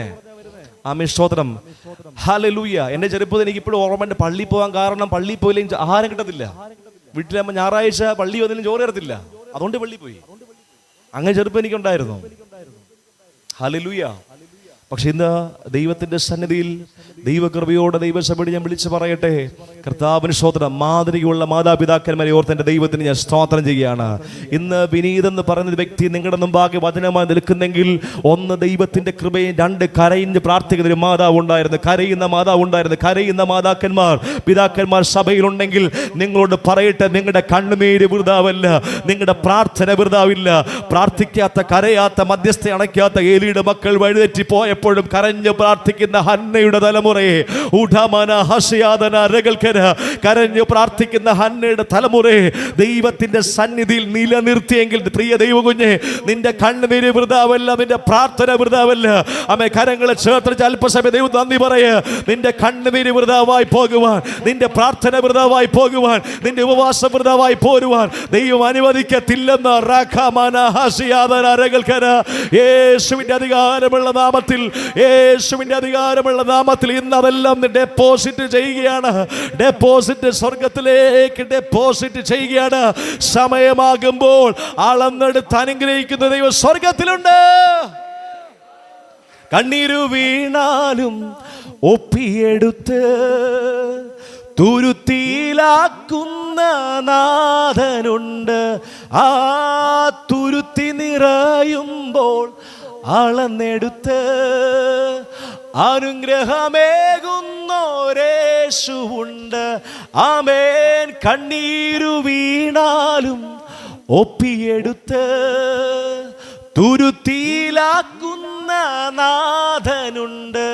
ആ തുരുത്തി നിറയുമ്പോൾ അളന്നെടുത്ത് അനുഗ്രഹമേകുന്നോരേശുവുണ്ട്. സങ്കീർത്തനക്കാരൻ പറയുന്നത് എങ്ങനെയാണ്? എൻ്റെ കണ്ണുനീർ നിന്റെ തുരുത്തിലാക്കി വെച്ചിട്ടില്ലയോ? രാജാക്കന്മാരും ഭരണാധികാരിമാരും വിലയേറിയ രത്നവും വൈരങ്ങളും ഒക്കെ തുരുത്തിക്കുള്ളിലാക്കി വെക്കുമ്പോൾ സ്വർഗത്തിലെ ദൈവത്തിൻ്റെ തുരുത്തിക്കകത്ത് രത്നമോ വൈരമോ സ്വർണ്ണങ്ങളൊന്നുമല്ല. കരഞ്ഞ് പ്രാർത്ഥിക്കുന്ന, വില കൊടുത്ത് പ്രാർത്ഥിക്കുന്ന, നിലവിളിക്കുന്ന ദൈവത്തിന് വേണ്ടി നിന്ന് നീതിയോടെ കരയുന്ന ദൈവകുഞ്ഞെ, നിന്റെ കണ്ണുനീരാണ് ആ തുരുത്തിയുള്ളത്. സന്തോഷമുള്ളവരുണ്ടെങ്കിൽ അവർ കരങ്ങൾ ഉയർത്തി കർത്താവിന് മഹത്വം കൊടുക്കട്ടെ. ഹല്ലേലൂയ. പത്രോസിന് ഒന്നാമത് സ്റ്റേജ് എന്താണ്? സകലതും ശൂന്യമായ പടകിൽ കർത്താവിൻ്റെ വാക്ക് കേട്ട് ചുവട് വെച്ചു. പടകിനെ തമ്പുരാൻ എന്ത് ചെയ്തു? നിറച്ചു. പലപ്പോഴും നമ്മൾ കേൾക്കുന്ന ശബ്ദങ്ങൾ, നീ ദൈവത്തിൻ്റെ വാക്കിന് വില കൊടുക്ക്, നിന്റെ പടകിനെ നിറയ്ക്കാൻ ദൈവത്തിന് കഴിയുമെന്ന് പറഞ്ഞ് മോഹന വാഗ്ദാനങ്ങൾ കൊടുത്തുകൊണ്ട്. പക്ഷേ ഇവിടെ കർത്താവ് ഈ സംഭവകഥ പറഞ്ഞ് അവസാനിപ്പിക്കുന്നത്, എൻ്റെ വാക്കിന് വില കൊടുത്താൽ പടക് ഞാൻ നിറയ്ക്കാമെന്ന് പറഞ്ഞല്ല അവസാനിപ്പിക്കുന്നത്. പക്ഷേ ആമേൻ, പത്രോസിനെ കുറിച്ചുള്ള ദൈവത്തിൻ്റെ ആത്യന്തിക ഉദ്ദേശം പറഞ്ഞു കൊടുത്തപ്പോൾ സകലതും വിട്ട് തമ്പുരാനെ അനുഗമിച്ചവൻ. ഹല്ലേലൂയ. ചിലപ്പോൾ ഈ സന്ദേശമൊക്കെ കേൾക്കുമ്പോൾ നമുക്ക് ഒത്തിരി സന്തോഷമൊക്കെ വരാൻ സാധ്യത കുറവാണ്. കാരണം ഇതെല്ലാം നിത്യതയെ ഫോക്കസ് ചെയ്തും അതോടൊപ്പം തന്നെ നമ്മളെക്കുറിച്ചുള്ള ദൈവിക ഉദ്ദേശങ്ങളെ ഫോക്കസ് ചെയ്ത് ദൈവം സംസാരിക്കുന്നത്. കർത്താവിന്റെ ദാസൻ അങ്ങനെയാണ് ശുശ്രൂഷിക്കുന്ന ബോധ്യത്തോടെയാണ് ദൈവസഭയോട് പറയുന്നത്. അതുകൊണ്ട് പറയട്ടെ, സ്തോത്രം, നമ്മൾ ആഗ്രഹിക്കുന്ന കാര്യങ്ങൾ ലൈഫിൽ സംഭവിക്കുന്നേക്കാൾ ഉപരി വളരെ വ്യക്തമായി ചില ശിരസിൽ തൊട്ടുകൊണ്ട് ദൈവം പറയുകയാണ്, നമ്മൾ ആഗ്രഹിക്കുന്ന കാര്യങ്ങൾ ജീവിതത്തിൽ സംഭവിക്കുന്നേക്കാൾ ഉപരി ദൈവം നമ്മെക്കുറിച്ച് ആഗ്രഹിക്കുന്ന കാര്യങ്ങൾ സംഭവിക്കുന്നെങ്കിൽ നമ്മുടെ ജീവിതം അനുഗ്രഹിക്കപ്പെട്ടതാണ്. പത്രോസ് ആഗ്രഹിച്ച കാര്യം, ഒരു പൂവ് ചോദിച്ചപ്പോൾ പൂന്തോട്ടം മുഴുവൻ കൊടുത്തതുപോലെ ഒരു 10-500 മീൻ ചോദിച്ചപ്പോൾ 10,000 കണക്കിന് മീനാണ് കിട്ടിയത്. ഒരെണ്ണം പോലും എടുക്കുക, സകലതും വിട്ട് അനുഗ്രഹത്തിന്റെ പുറകെ പോകാതെ അനുഗ്രഹിച്ചവന്റെ പുറകെ പോയി. അനുഗ്രഹത്തിന്റെ പുറകെ പോകാതെ അനുഗ്രഹിച്ചവന്റെ പുറകെ പോയി. ഹല്ലേലൂയ. ഇന്ന് രാത്രി കാലം എത്ര പേർ കൊതിയുണ്ട്, എൻ്റെ അനുഗ്രഹങ്ങളല്ല എനിക്ക് വലുത്, എന്നെ അനുഗ്രഹിക്കുന്നവനാണ് എനിക്ക് വലുത്, എന്നെ വിടുവിച്ചവനാണ്, എൻ്റെ വിടുതലല്ല വലുത്. എത്ര പേർക്ക് സന്തോഷമുണ്ട്, അവർ ആരെ നോക്കാതെ അല്പസമയം കർത്താവിന്റെ കരങ്ങളടിച്ച്, എന്നെ വിടുതലല്ല വലുത്, എന്നെ വിടുവിക്കുന്നവനാണ് വലുത്, എൻ്റെ വിടുതലല്ല എനിക്ക് വലുത്, എന്നെ വിടുവിക്കുന്നവനാണ് എനിക്ക് വലുത്, എൻ്റെ അനുഗ്രഹങ്ങളല്ല എനിക്ക് വലുത്, എന്നെ അനുഗ്രഹിക്കുന്നവനാണ് എനിക്ക് വലുത്, എൻ്റെ രോഗം സൗഖ്യമാക്കുന്നതല്ല വലുത്, എന്റെ രോഗങ്ങളെ സൗഖ്യമാക്കുന്നവനാണ് എനിക്ക് വലുത്. യേശുവിന്റെ അധികാരമുള്ള നാമത്തിൽ ആ ദൈവം തന്നെ അനുഗ്രഹമായി അബ്രഹാമിനോട് പറഞ്ഞതുപോലെ, ഞാൻ തന്നെ നിന്റെ ആദിമഹത്തായ പ്രതിഫലമാകുന്നു. ഈ ഒരു കാഴ്ചപ്പാട് നമ്മുടെ ഹൃദയത്തിന്റെ അകത്ത് കയറാത്തിടത്തോളം കാലം നമ്മൾ പിറുപിറുക്കും, കുറ്റം പറയും. അത് നിങ്ങൾ ശ്രദ്ധിക്കുന്നുണ്ടോ? ഈ ഒരു കാഴ്ചപ്പാട്, ഏതൊരു കാഴ്ചപ്പാട്? ദൈവമാണ് എൻ്റെ ഏറ്റവും വലിയ അനുഗ്രഹം, ദൈവമാണ് എൻ്റെ ഏറ്റവും വലിയ സമ്പത്ത്, സ്വർഗത്തിലും ഭൂമിയിലൊക്കെ ആഗ്രഹിക്കുന്ന ഞാൻ എൻ്റെ ദൈവത്തെയാണെന്ന കാഴ്ചപ്പാട് നമ്മുടെ ഹൃദയത്തിലും മനസ്സിലും കയറാത്തിടത്തോളം കാലം കുറ്റം പറയും, പിറുപിറുക്കും, പഴിചാരും, എല്ലാം നമ്മൾ ചെയ്യും. ആസാഫ് 73-ാമത്തെ സങ്കീർത്തനത്തിൽ ആദ്യം അങ്ങനെയൊക്കെ തുടങ്ങിയേ. ദുഷ്ടന്മാരുടെ സൗഖ്യം കണ്ടിട്ട് എനിക്ക് അഹങ്കാരികളോട് അസൂയ തോന്നി. അവർക്ക് ദേഹത്തിൽ വേദന ഒട്ടും ഇല്ലല്ലോ, ദേഹമൊക്കെ നല്ല 6 പാക്ക് ബോഡിയായിട്ട് തടിച്ച് ഉരുണ്ടിരിക്കുന്നു, ഞാൻ രാവിലെ തോറും ദണ്ഡനം അനുഭവിക്കുന്നു. ഇങ്ങനെയാകും, ഞാൻ ചുരുക്കിയാ പറയുന്നത്, ഇങ്ങനെയാകും ദുഷ്ടന്മാർ, അവർ നിത്യം സ്വസ്ഥത അനുഭവിച്ച് സമ്പത്ത് വർദ്ധിപ്പിക്കുന്നു. 73-ാം സങ്കീർത്തനമാണ്. ഞാൻ എൻ്റെ കൈകളെ കുറ്റമില്ലായ്മയിൽ കഴിയതും ഞാൻ കരഞ്ഞതും ഞാൻ പ്രാർത്ഥിച്ചതൊക്കെ വൃഥാവായി പോയി. താൻ മനസ്സിൽ പറയുകയാണ്, എന്നിട്ട് താൻ പറയുകയാണ്. ഇത് നിങ്ങൾ ആ സഭയോടുള്ള ദൂതാണ്. അതൊന്നും എടുത്തേ, 73-ാം സങ്കീർത്തനം എടുത്തേ, അതിൻ്റെ ജീസസ്.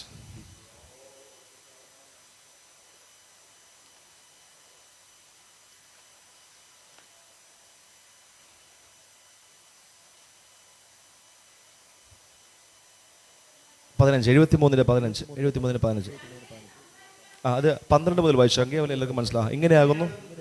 ആ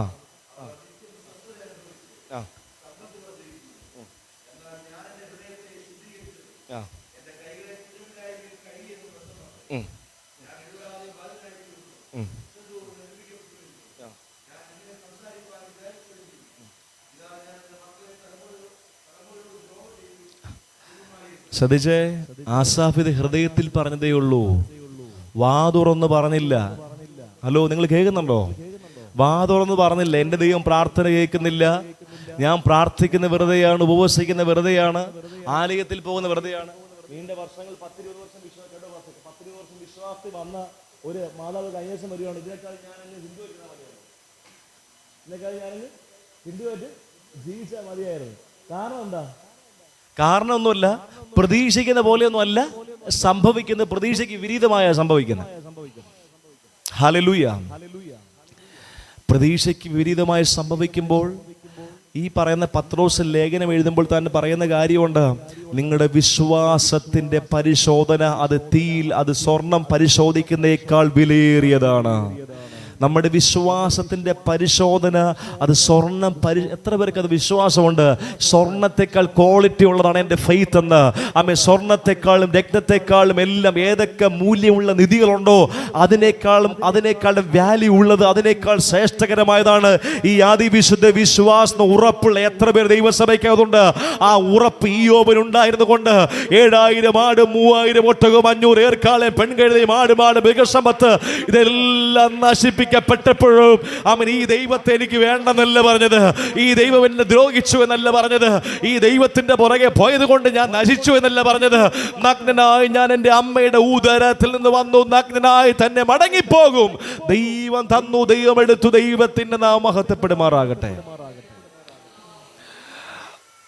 ഒരു ദൈവഭക്തനും പറഞ്ഞത് ഇങ്ങനെയാണ്: പിശാച് ഓർത്തു ഇയ്യോബിന്റെ സമ്പത്ത്, ഇയ്യോബിന്റെ ആശ്രയം, ഇയ്യോബിന്റെ അനുഗ്രഹമൊക്കെ എന്താണെന്ന്. അവൻ്റെ മക്കളും അവൻ്റെ ആടുമാടുകളും അവൻ്റെ സമ്പത്തുമെല്ലാമായിരുന്നു. പക്ഷേ ഇയ്യോബിന് അവൻ സാത്താൻ അറിയില്ലായിരുന്നു ഇയ്യോബിന്റെ സമ്പത്ത് ദൈവമായിരുന്നു എന്ന്. ഇയ്യോബിന്റെ അനുഗ്രഹം ദൈവമായിരുന്നു. സഭയോട് ആമേൻ, ദൈവത്തിന്റെ ആത്മാവിനാൽ ഞാൻ വിളിച്ചു പറയട്ടെ, ദൈവസഭയോട് പറയട്ടെ, ദൈവം സമ്പത്തായവനെ, ദൈവം സമ്പത്തായവനെ, ദൈവം അനുഗ്രഹമായവനെ, ദൈവമാണ് എൻ്റെ ജീവിതത്തിൽ സകലതുമെന്ന് പറയുന്നവനെ തകർക്കുവാൻ ഒരു കൊടുങ്കാറ്റിനും കഴിയത്തില്ല, ഒരു പേമാരിക്കും കഴിയത്തില്ല, ഒരു കാറ്റിനും കഴിയത്തില്ല, ഒരു കോളിനും കഴിയത്തില്ല, ഒരു കോവിഡിനും കഴിയത്തില്ല, ഒരു പ്രളയത്തിനും കഴിയത്തില്ല, ഒരു പേമാരിക്കും കഴിയത്തില്ല, ഒരു സാമ്പത്തിക ഞെരുക്കത്തിനും കഴിയത്തില്ല, ഒരു നിന്ദയ്ക്കും കഴിയത്തില്ല, ഒരു പരിഹാസത്തിനും, കഷ്ടതയോ ഉപദ്രവമോ ആപത്തോ വാളോ പട്ടിണിയോ ഇതൊന്നിനും കാരണം അവന്റെ സമ്പത്ത്, അവന്റെ അനുഗ്രഹം എല്ലാം ദൈവമാണ്. ഈ തലത്തിലേക്ക് കയറാത്രത്തോളം കാലം നമ്മൾ എന്ത് ചെയ്യും? കുറ്റം പറയും. അത് പത്രോസിന് ആദ്യമൊക്കെ അങ്ങനെ ഉണ്ടായിരുന്നു. അതുകൊണ്ട് പത്രോസ് പറഞ്ഞത്, ഞങ്ങൾ സകലത് വിട്ട് നിന്നെ അനുഗമിച്ചു, ഞങ്ങൾക്ക് ഖാന പീന വല്ലതും കഴിക്കാൻ വല്ലമെങ്കിലും കിട്ടുമോ, സാമ്പത്തികം വല്ലതും ഒക്കെ കിട്ടുമോ എന്ന് ചോദിച്ചു. കർത്താവിന് സ്തോത്രം. കർത്താവിൻ്റെ മറുപടി സമയമില്ല, ഞാൻ പറയാണ്, ഉപദ്രവങ്ങളോട് കൂടെ ഈ ലോകത്തിൽ 100 മട, ഈ ലോകത്തിലും വരാനുള്ള ലോകത്തിലും ഉണ്ടാകുന്ന അനുഗ്രഹത്തിന് ലിസ്റ്റ് പറയണം. പക്ഷേ പിന്നത്തേതിൽ പത്രോസിന്റെ കാര്യം മനസ്സിലായി. ഈ ലോകത്തിൽ കിട്ടുന്നതിനേക്കാളൊക്കെ ഉപരി വരാനുള്ള ലോകത്തിൽ കിട്ടുന്നതിനേക്കാൾ ഉപരി എനിക്ക് കിട്ടുന്ന ഏറ്റവും വലിയ അനുഗ്രഹം എൻ്റെ ദൈവമാണ്. ഹല്ലേലൂയ. എൻ്റെ ഏറ്റവും വലിയ അനുഗ്രഹം എൻ്റെ ദൈവം കൂടെ ഉള്ളതാണ്. എത്ര പേർക്ക് സന്തോഷമുണ്ട്? നല്ല ആഹാരം എനിക്ക് കഴിക്കാനില്ലെങ്കിലും, നല്ല വസ്ത്രം നമുക്ക് കൊടുക്കാനില്ലെങ്കിലും, കിടക്കുവാൻ നല്ല പാർപ്പിടമില്ലെങ്കിലും, സഞ്ചരിക്കുവാൻ നല്ല വാഹനമില്ലെങ്കിലും, പ്രിയമുള്ള ദൈവ പൈതലെ, ദൈവം നമ്മുടെ കൂടെയുണ്ടോ? ദൈവ സാന്നിധ്യം കൂടെയുണ്ടോ? ദൈവ പ്രവൃത്തി കൂടെയുണ്ടോ? നമ്മുടെ കൂടെ ദൈവം ഇരിക്കുമോ? നമ്മുടെ തലമുറയുടെ കൂടെ ദൈവം ഇരിക്കുമോ? നിന്റെ കൂടെ ദൈവം ഉണ്ടാകുമോ? എന്നെയും നിന്നെയും പോലെ അനുഗ്രഹിക്കപ്പെട്ട വ്യക്തി ഉലകത്തിൽ വേറെയില്ല.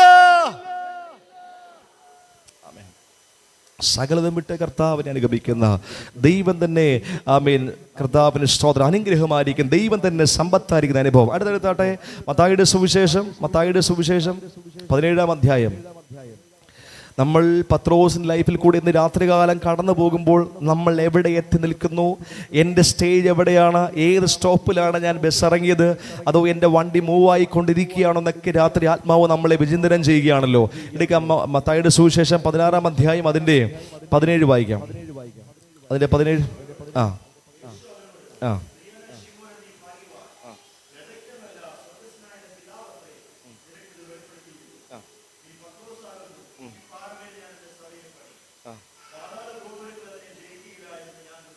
ഇനി അതിന് 22 അന്ന് 21-22 വായിച്ചാട്ടെ. അന്ന് മുതൽ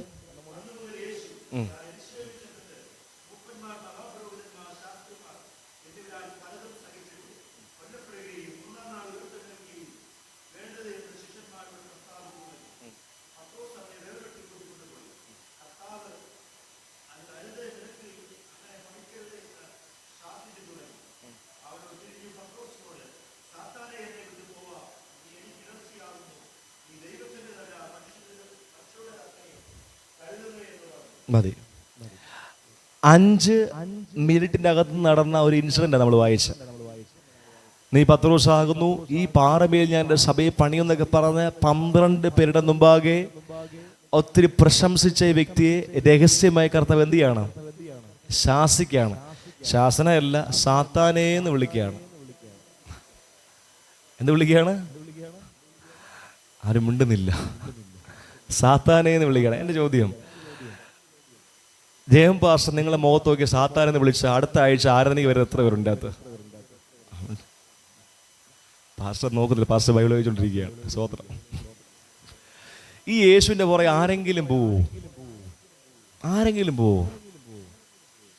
സത്യമായിട്ട് പറയാം, കാഴ്ചപ്പാടൊക്കെ എനിക്ക് നിങ്ങളും ഇല്ലെങ്കിൽ അന്ന് തന്നെ ഇട്ടിട്ട് കലമുടച്ചിട്ട് വേറെ പരിപാടിയും പോവും. ഒന്നാമത്തെ അവസ്ഥ വായിച്ചത് ഇങ്ങനെയാണ്. ബറിയോനെ ശീമോനെ, അതിൻ്റെ പശ്ചാത്തലം ഇതാണ്, സമയമില്ല.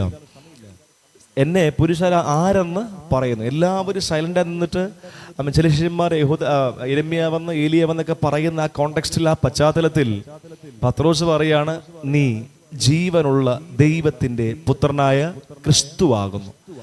ഉടനെ കർത്താവ് പറയാണ്, ബറിയോന ശീമോനെ. യോനയുടെ ബറിയോൻ എന്ന് പറയുമ്പോൾ പണ്ട് ചെറുപ്പത്തിൽ വായിക്കുമ്പോൾ ഞാൻ ഓർത്തു ഈ പത്രോസിന്റെ കൂടെയുള്ള സർനെയിം വല്ലതും ആയിരിക്കും. സർനെയിം ഒന്നല്ല, യോനയുടെ മകനായ ശീമോനെ, ബറിയോന ശീമോനെ, യോഹനാന്റെ മകനായ ശീമോനെ, യോനയുടെ മകനായ ശീമോനെ, ജഡരക്തങ്ങളല്ല നിനക്കിത് വെളിപ്പെടുത്തിയത് എന്ന് പറഞ്ഞാൽ നിന്റെ വിദ്യാഭ്യാസമോ നിന്റെ കഴിവോ കഴിവില്ലായ്മയോ നിന്റെ പിതാക്കന്മാരുടെ DNA നിനക്ക് ലോകത്തിലെ എന്തെങ്കിലും കഴിവ് കൊണ്ട് അറിവ് കൊണ്ടല്ല നീ പറഞ്ഞത്. സ്വർഗത്തിലെ എൻ്റെ പിതാവ് നിനക്കിത് വെളിപ്പെടുത്തി നൽകിയത് കൊണ്ടാണ്. പരിശുദ്ധാത്മാവ് ദൈവസഭയോടും പറയുന്നു, ചില ആലോചനകൾ നിന്നോട് ദൈവം വ്യക്തിപരമായി സംസാരിക്കും. എത്ര പേർക്ക് വിശ്വാസമുണ്ട്? നിന്റെ പ്രാർത്ഥനാ മുറിയിൽ പത്രോസിന് ദൈവം വെളിപ്പെടുത്തി കൊടുത്തതുപോലെ ചില വെളിപ്പാടുകൾ, ആമേൻ സ്തോത്രം, വചനത്തിന്റെ വെളിപ്പാടുകൾ, ദേശത്തിന്റെ വെളിപ്പാടുകൾ, സംഭവിക്കാൻ പോകുന്ന കാര്യങ്ങൾ നിന്നോട് മുൻകൂട്ടി ദൈവം സംസാരിക്കുമെന്ന് പറയുമ്പോൾ വിശ്വാസമുള്ള എത്ര പേർ ആലയത്തിന്റെ അകത്തുണ്ട്? എല്ലാവരോടുമല്ല ദൈവം പറയുന്നത്. ആമേൻ. കരയുന്നവരോട് ദൈവം പറയുന്നു, പ്രാർത്ഥിക്കുന്നവരോട് ദൈവം പറയുന്നു, ദൈവ പ്രവൃത്തിക്ക് വേണ്ടി വില കൊടുക്കുന്നവരോട് ദൈവം പറയുന്നു, ആമേൻ, കൂട്ടായ്മയ്ക്ക് വില കൊടുക്കുന്നവരോട് ദൈവം പറയുന്നു, ആമേൻ, കരഞ്ഞും ഉപവസിച്ചും പ്രാർത്ഥിച്ചും ദൈവത്തിനോട് നിലവിളിക്കുന്നവരോട് ദൈവം പറയുന്നു, നിനക്ക് ചില വെളിപ്പാടുകൾ ദൈവം നൽകും. വചനത്തിന്റെ വെളിപ്പാടുകൾ. യോഹന്നാന്റെ വെളിപ്പാട് പുസ്തകം 4-ാം അധ്യായത്തിൽ യോഹന്നാനോട് പറഞ്ഞതുപോലെ ഇവിടെ കയറി വരിക, മേലാൽ സംഭവിപ്പാനുള്ളത് ഞാൻ നിനക്ക് കാണിച്ചു തരാം. ഹല്ലേലൂയ. പത്മോസിന്റെ ഏകാന്തതയിലും ചെതറിക്കിടക്കുന്ന അസ്ഥികഷ്ണങ്ങളും മല പോലെ പൊങ്ങി നിൽക്കുന്ന പർവ്വത ശിഖരങ്ങളും എല്ലാം കാണുമ്പോൾ, വട്ടമിട്ട് പറക്കുന്ന കഴുകനെ കാണുമ്പോൾ അവിടെയൊന്നുമല്ല തൻ്റെ മനസ്സ് പറയുന്നത്. ആ സാഹചര്യത്തിലും കരയുന്നവരോട്, മുട്ടുകുത്തുന്നവരോട്, പ്രാർത്ഥിക്കുന്നവരോട് ദൈവം പറയണം, നീ ഇവിടെ കയറി വരിക, ഇവിടെ കയറി വരിക, ഇവിടെ കയറി വരിക, മേലാൽ സംഭവിപ്പാനുള്ളത് ഞാൻ നിനക്ക് കാണിച്ചു തരും. എന്തോ ആ ദൂത് സഭയോട് ദൈവാത്മാ ശക്തമായി പറയുന്നു. യോഹന്നാൻ അപ്പോസ്തലനെ പോലെ വിലയെടുക്കുവാൻ എത്ര പേർക്ക് മനസ്സുണ്ട്? വട്ടമിട്ട് പറക്കുന്ന കഴുകന്മാരെ നീ നോക്കണ്ടെന്ന്, ആമേ, മുമ്പിൽ പൊങ്ങി നിൽക്കുന്ന കരിങ്കൽ കൂനകളെ നോക്കണ്ട, ചിതറിക്കിടക്കുന്ന അസ്ഥികഷ്ണങ്ങളെ നോക്കണ്ട, ഇവിടെ കയറി വരിക എന്ന് പറഞ്ഞ് വന്ന് ഇറങ്ങി നിൽക്കുന്ന തേജോമയനായ 7 നക്ഷത്രം വലങ്കയിൽ പിടിച്ച്, ശുശ്രൂഷകന്മാരെ വലങ്കയിൽ പിടിച്ച് സഭയുടെ നടുവിലൂടെ നടക്കുന്ന തേജോമയനായ കർത്താവിന്റെ വാക്കുകളെ നീ കേൾക്ക്. നമ്മൾ ഇരിക്കുന്ന സാഹചര്യമൊന്നുമല്ല യോഹന്നാൻ അപ്പോസ്തലന്റെ. പക്ഷെ അവിടെയും ഇവിടെ കയറി വരിക, അത് ശബ്ദം കേൾക്കുകയാണ്. ഇവിടെ സ്വർഗത്തിന് വെളിപ്പാടുകൾ പത്രോസിന് കൊടുക്കുകയാണ്. ഒരു ഭാഗത്ത് കർത്താവ് പറയുന്നത് എങ്ങനെയാണ്? ലൂക്കോസ് 10, ഇത് ജ്ഞാനികൾക്ക് മറച്ച് ശിശുക്കൾക്ക് വെളിപ്പെടുത്തി, ഇതുകൊണ്ട് ഞാൻ നിനക്ക് സ്തോത്രം ചെയ്യുന്നു. അന്നും ഇന്നും എന്നും ഏത് കാലഘട്ടത്തിലും ദൈവിക വെളിപ്പാട് കൊടുക്കുന്നത് BTHും BDയും MDHും കഴിഞ്ഞവർക്കൊന്നുമല്ല. ആമീൻ. കൃപയാൽ അതില്ലാത്തവർ ചിലപ്പോൾ അസൂയ പറയാറുണ്ട്. പാസ്റ്റർ ഞാനും ഞങ്ങൾക്കാണെങ്കിൽ കൃപയാൽ ആവശ്യം വിദ്യാഭ്യാസം കിട്ടി. പക്ഷെ അതിനേക്കാളൊക്കെ ഉപരി, തിയോളജിക്കൽ എഡ്യൂക്കേഷനേക്കാൾ ഉപരി താഴ്മയുള്ള മനസ്സാർക്കുണ്ടോ അവർക്ക് വേണ്ടി ദൈവം വാതിലുകൾ തുറക്കും. ഹല്ലേലൂയ. റിഖമന ഹസിയാദന രഗൽക്കര, ഇത് ജ്ഞാനികൾക്ക് മറച്ച് ശിശുക്കൾക്ക് വെളിപ്പെടുത്തിയതുകൊണ്ട് ഞാൻ നിനക്ക് സ്തോത്രം ചെയ്യുന്നു. മഹാപുരോഹിതന്മാരും ശാസ്ത്രിമാരും പരീശന്മാരും വചനം അരച്ച് കലക്കി കുടിച്ചവർക്ക് മുമ്പിൽ നിൽക്കുന്നത് ദൈവപുത്രനാണ് തിരിച്ചറിയുവാൻ കഴിയാതെ പോയപ്പോൾ ഒരു മുക്കുവൻ വിളിച്ചു പറയുകയാണ്, നീ ജീവനുള്ള ദൈവത്തിന്റെ പുത്രനായ ക്രിസ്തുവാണെന്ന്. എത്ര പേർക്ക് ദൂതുകൾ ഏറ്റെടുക്കുവാൻ കഴിയും? പ്രിയ ദൈവപൈതലേ, നിന്റെ വിദ്യാഭ്യാസമല്ല ദൈവത്തിന്റെ വിഷയം, നിന്റെ നിറമല്ല വിഷയം, നിന്റെ കുടുംബ പാരമ്പര്യമല്ല വിഷയം, നിന്റെ സമ്പാദ്യമല്ല വിഷയം. ശിശുവിനെ പോലെ താഴ്ത്തി കൊടുക്കുവാൻ, ആമേൻ, താഴ്ത്തി തമ്പുരാന്റെ കരത്തിലേക്ക് ഏൽപ്പിച്ചു കൊടുക്കുവാൻ നിനക്ക് മനസ്സുണ്ടോ? ദൈവിക വെളിപ്പാടുകൾ നിനക്ക് തുറന്നു നൽകി നിന്നെ മാനിക്കുന്നത് ദൈവ സ്വർഗത്തിലുണ്ട്. വിശ്വസിക്കുന്നവരുണ്ടെങ്കിൽ കരങ്ങൾ ഉയർത്തി അവർ ദൈവത്തെ സ്തുതിക്കട്ടെ. ഹല്ലേലൂയ. എന്തുകൊണ്ടാണ് നമുക്ക് ദൈവിക വെളിപ്പാടുകൾ ലഭ്യമാകാത്തത്? ശിശുവിനെ പോലെ താഴ്ത്തി കൊടുക്കാൻ നമുക്ക് മനസ്സില്ലാത്തത് കൊണ്ടാണ്. ഹമ്പിളായി താഴ്വയോടെ ദൈവമുമ്പാകെ ദൈവശബ്ദം കേൾക്കുവാൻ വില കൊടുക്കാത്തത് കൊണ്ടാണ്. ഇവിടെ ഇതൊക്കെ പറയുന്നു. ഇതൊക്കെ പറഞ്ഞ പത്രോസിനെ കർത്താവ് അപ്രിഷ്യേറ്റ് ഒക്കെ ചെയ്യാണ്. എൻ്റെ ഭാഷയിൽ പറഞ്ഞാൽ ഒന്ന് ശ്രദ്ധിക്കണം. കണ്ണാടി വെച്ച മോൻ, പേരെനിക്കറിയില്ല, ആ മോനെ ഒരു 12 പേര് മുമ്പ് വെച്ച് നമ്മൾ എന്ത് ചെയ്യണം? അപ്രിഷ്യേറ്റ് ചെയ്യണം. അവനായാലും ഈ പ്രസംഗം എനിക്കായാലും എന്ത് ചെയ്യും? കുറച്ച് ആരും മിണ്ടുന്നില്ല. സന്തോഷവും കുറച്ച് ഐ ആം സംതിങ് എന്നൊരു ചിന്ത വരാൻ സാധ്യതയുണ്ട്. പത്രോസ് ചിന്തിക്കുകയാണ്, ഞാൻ എന്തോ സ്പെഷ്യൽ ആണെന്നൊക്കെ പറഞ്ഞ് പത്രോസ് ചിന്തിക്കുകയാണ്. തൊട്ടടുത്ത് കർത്താവ് പറയാണ്. പിന്നെ കർത്താവ് പറഞ്ഞത് തൻ്റെ മരണത്തെക്കുറിച്ചും അടക്കത്തെക്കുറിച്ചും പുനരുദ്ധാനത്തെക്കുറിച്ചും തൻ്റെ കഷ്ടാനുഭവങ്ങൾ പീഡാനുഭവങ്ങളെ കുറിച്ചാണ്. ഇത് പറയുമ്പോൾ പത്രോസ് പതിയെ മാറ്റിക്കൊണ്ടുപോകാണ്. 22ാമത്തെ വാക്യം. പത്രോസ് അവനെ വേറിട്ട് കൊണ്ടുപോയി, കർത്താവേ, അത് അരുതേ, നിനക്ക് അങ്ങനെ ഭവിക്കരുത് എന്ന് ശാസിച്ചു തുടങ്ങി. ആരെ ശാസിക്കുന്നത്? പത്രോസ് യേശുവിനെയാണോ? യേശു പത്രോസിനെയാണോ? ഇനി ഇങ്ങനെ ചോദ്യം ചോദിക്കുന്ന ചെറിയൊരു സ്വഭാവമുണ്ട്, കുഴപ്പമില്ലല്ലോ അല്ലേ? നിങ്ങൾ ശ്രദ്ധിക്കണം വരട്ടെ. പത്രോസ് യേശുവിനെ ശാസിക്കുകയാണോ? യേശു പത്രോസിനെ ശാസിക്കുകയാണോ? ഇങ്ങനെ കേൾക്കുന്നുള്ളൂ ഞാൻ, ഉറക്കെ പറ. പത്രോസ് യേശുവിനെ ശാസിക്കുകയാണ്, യേശു പത്രോസിനെ അല്ല. ആദ്യം യേശു പത്രോസിനെ അല്ല ശാസിച്ചത്, പത്രോസ് യേശുവിനെ ശാസിക്കുന്നേ. ഞാൻ ചിന്തിക്കുകയാണ്, എത്രമാത്രം അവരുടെ കൂടെ ഇടപഴകിയ ഒരു സ്വഭാവമായിരുന്നു യേശുവിൻ്റെത്. ഭയങ്കര ഹെഡ് വെയിറ്റും ഭയങ്കര ഞാൻ വലിയ സംഭവം എന്നൊക്കെ പറഞ്ഞെടുക്കുന്ന ഒരാളായിരുന്നെങ്കിൽ പത്രോസ് അടുത്ത് പോകുമായിരുന്നോ? യേശുവിനെ പിടിക്കുവാൻ ഗെത്സമനിൽ വരുമ്പോൾ അവർ ചോദിക്കുക, ഹൂ ഈസ് ജീസസ്? ആരെ യേശു എന്ന്? കാരണം എല്ലാവരെയും കാണുമ്പോൾ ഒരുപോലെ ഇരിക്കുന്നു. സംസാരവും വസ്ത്രധാരണം രീതി എല്ലാം ഒരുപോലെ. അത്രമാത്രം അവരോട് കൂടെ ഇടപഴകി ജീവിച്ച ഒരു ദൈവ മനുഷ്യൻ. ഹല്ലേലൂയ. അപ്പോ പത്രോസ് മാറ്റിക്കൊണ്ടുപോയി ശാസിക്കുക, നിനക്ക് എന്തെങ്കിലും അങ്ങനെ ഭവിക്കരുത്. ഇനി ഞാൻ കുറച്ചുകൂടെ റിയലിസ്റ്റിക് ആയിട്ട് പറയാം, യാഥാർത്ഥികമായി പറയാം. ജയൻ പാസ്റ്റോ ഞാനോ ഞങ്ങളിങ്ങനെ സഭായോഗത്തിൽ പറയാണ്, ഞങ്ങൾ നോർത്ത് ഇന്ത്യയിലേക്ക് പോവാണ്, അവിടെ ചിലപ്പോൾ ഞങ്ങൾ കൊല്ലപ്പെട്ടെന്ന് വന്നേക്കാം എന്നൊക്കെ ഞങ്ങൾ പറഞ്ഞിരിക്കട്ടെ. ഫസ്റ്റ് ഞാൻ മിഷൻ ട്രിപ്പിന് പോവാണ്. അങ്ങനെ നമുക്ക് ദൈവചിക്കുന്ന സമയമുണ്ട് കേട്ടോ. ഹല്ലേലൂയ പറയാം, മനസ്സിലാവുന്നില്ലേ പറയുന്നത്? ഹല്ലേലൂയ. ദൈവം അനുവദിക്കുന്ന സമയം വരെ ആമേൻ ഒരു തരി മണ്ണ് വിടാൻ ദൈവം എന്ത് ചെയ്തില്ല? ഒരു വ്യക്തിയെയും സാഹചര്യം ദൈവം അനുവദിക്കത്തില്ല. അപ്പോൾ നമ്മൾ പറയാണ് പോവാണ്, ഭയങ്കര ISIS തീവ്രവാദികളുള്ള സ്ഥലമാണ്. അപ്പോൾ 12 പേരേ ഉള്ളൂ സഭയ്ക്കകത്ത്. 12 പേരുള്ളൂ. അത് ഒരാൾ ഞങ്ങളെ മാറ്റിക്കൊണ്ടുപോയിട്ട് പറയാണ്, അല്ല ഇംഗ്ലീഷ് പരിഭാഷ എങ്ങനെയാണ്? ഹെവൻ ഫോർബിഡ്, സ്വർഗം പോലും ക്ഷമിക്കത്തില്ല. ആവശ്യമില്ലാത്തൊന്നും എന്ത് ചെയ്യരുത്, ആവശ്യമില്ലാത്തൊന്നും പറയരുത്. ഞാൻ എൻ്റെ ഭാഷയിൽ പറയുകയാണെങ്കിൽ ഞാൻ ഉറപ്പായിട്ട് പറയും, എൻ്റെ പൊന്നച്ച, സ്നേഹമുള്ള നിങ്ങളെങ്കിലും 12 പേരോട് പറഞ്ഞിട്ട് ഒരൊറ്റ എണ്ണത്തിന് പോലും ചാവാൻ പോകുന്ന കാര്യം പറഞ്ഞിട്ട് ഒരൊറ്റ എണ്ണത്തിന് പോലും സ്നേഹമില്ല. ഒരെണ്ണമെങ്കിലും ഉണ്ടല്ലോ അല്പമെങ്കിലും സ്നേഹമുള്ള, ഇല്ലേ? മരിക്കില്ലെന്നല്ലേ പറഞ്ഞേ?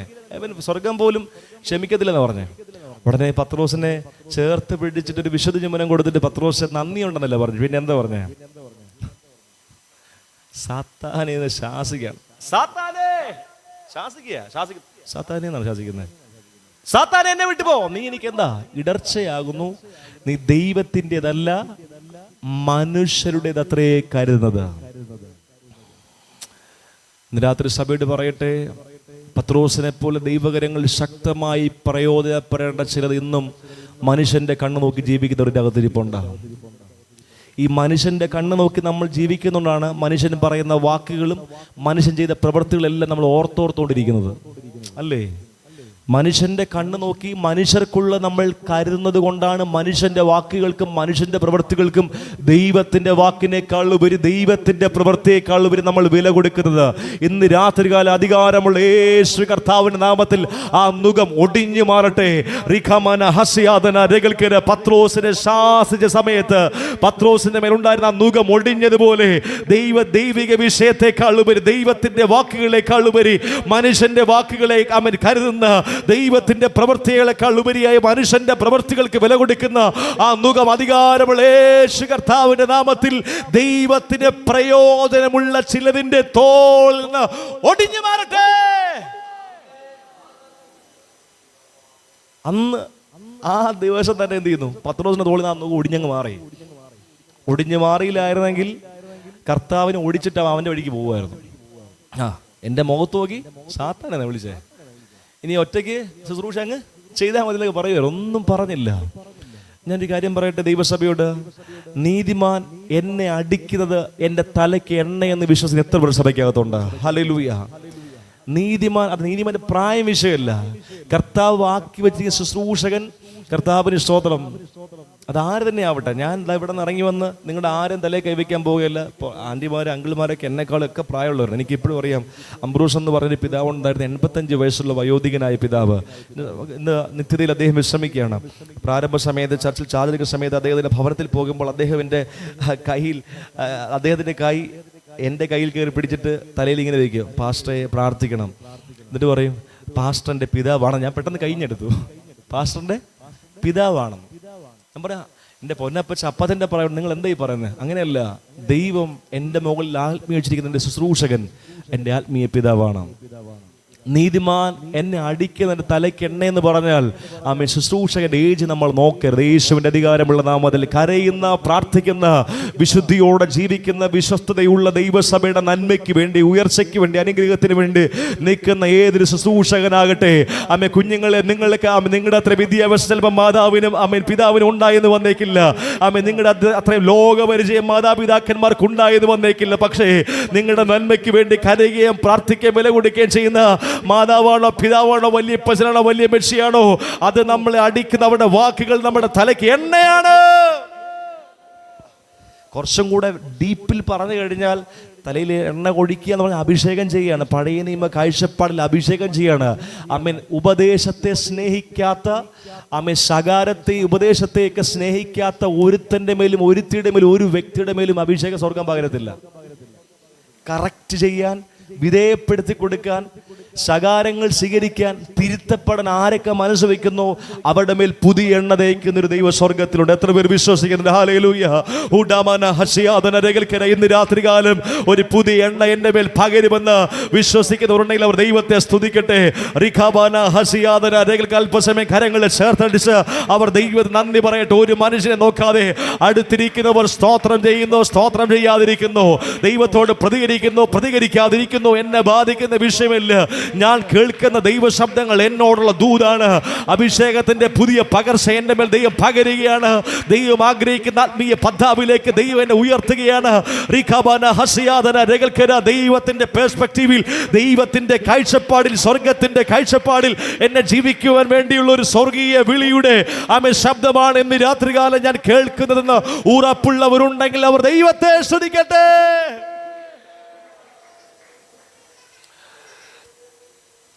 ഈ വാക്ക് കേട്ടിട്ട് അവിടെ വെച്ച് പത്രോസ് ഇട്ട് ചിന്തയില്ല, പോയില്ല. പക്ഷെ പിന്നെ സംഭവിച്ചു അല്ലേ?